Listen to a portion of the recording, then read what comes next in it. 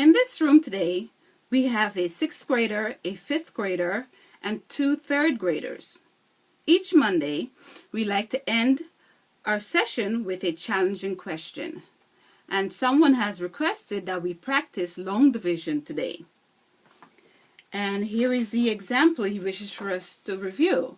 164 divided by 6. But before we get started, let's talk about some of the vocabulary words we will encounter.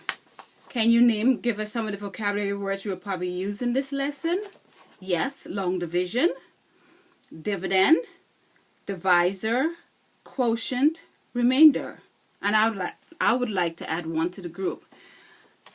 The words are multi-digit numbers. Remember when you learned to divide, you were dividing 4 divided by 2 or 10 divided by 5. Well, 4 divided by 2, those are single-digit numbers. Those numbers are only in the ones place. When you did work like 10 divided by 5, 10 was a double-digit number. It has a tens column and it has a ones column, but 5 was a one-digit number. So, with us working on 164 divided by 6, 164 is a multi-digit number. It has a hundreds place, a tens place, and a ones place. And when we do long division, we have an opportunity to review all the operations we have used so far. Addition, subtraction. Does anyone else know what the others are? Yes, multiplication and division, which is long division that we're going to work on today. So can someone state this question? 164 divided by 6 in the form of a question or a form of a statement so we know what we're looking for.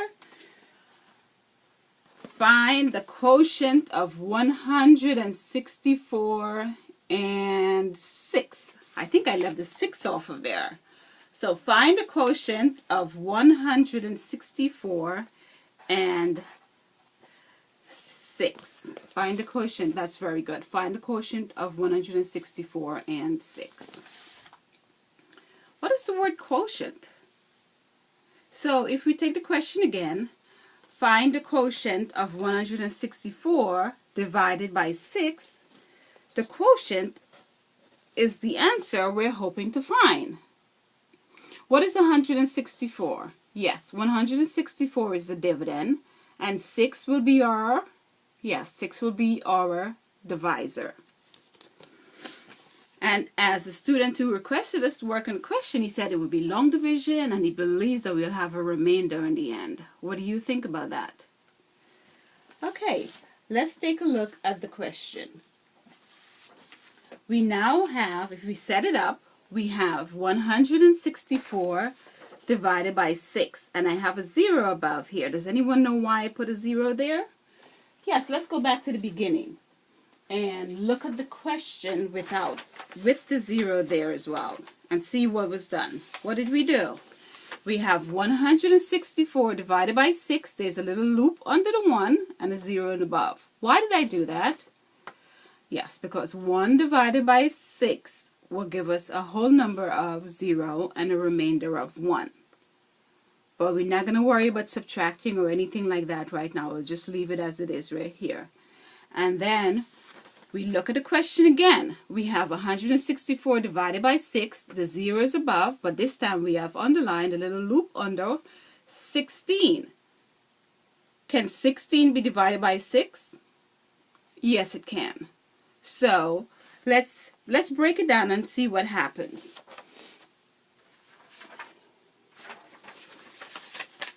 We have 16, let's say, for the 3rd graders who are not so sure about their multiplication and division yet. Let's draw a diagram. And here's our diagram.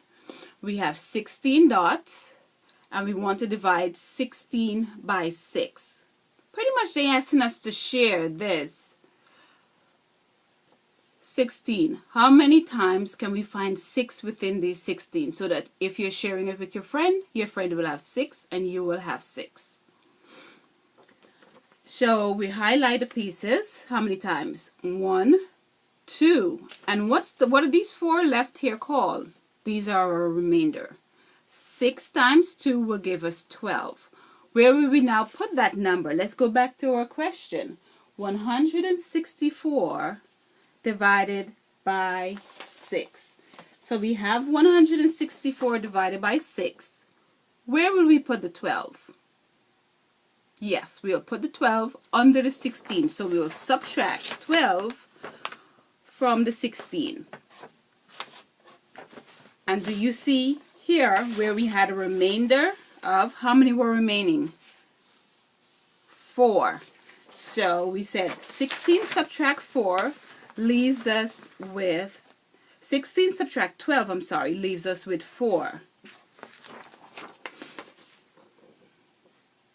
And what number do we put above the 6?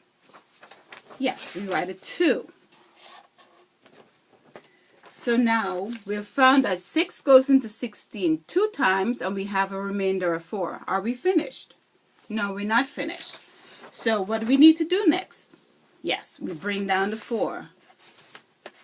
Because 6 cannot go into 4, but 6 can go into 44. How many times will 6 go into 44? How do we figure that out? Okay, I heard 2 sets of numbers here. I hear 6 times 6 is 36, but as you can see, I drew a circle and say, shouldn't something be in here? And then I heard 7 times 7 is 49. What's going on in here? What should we be looking for? Because if we did 6, the 44 divided by 6, 6 times is 36. What do you think will happen? Yes, we will have a remainder. 7 times 7 is 49. Is this a possible answer? No, it's not. And yes, our divisor is 6, so there should be a 6 involved in our solution. So what number are we looking for? We're looking for 6 times 7 equals 42. And drawing the diagrams do help us to figure out what we're doing. And here is the final answer. We have 27 and a remainder of 2. With a remainder of 2, we can also do what is called a check. And as you can see, step by step, we take our quotient and we multiply it by our divisor. 27 times 6 gives us 162. Are we finished? That's correct. We're not finished. We need to add 2. And 162 plus 2 give us 164, which is our dividend.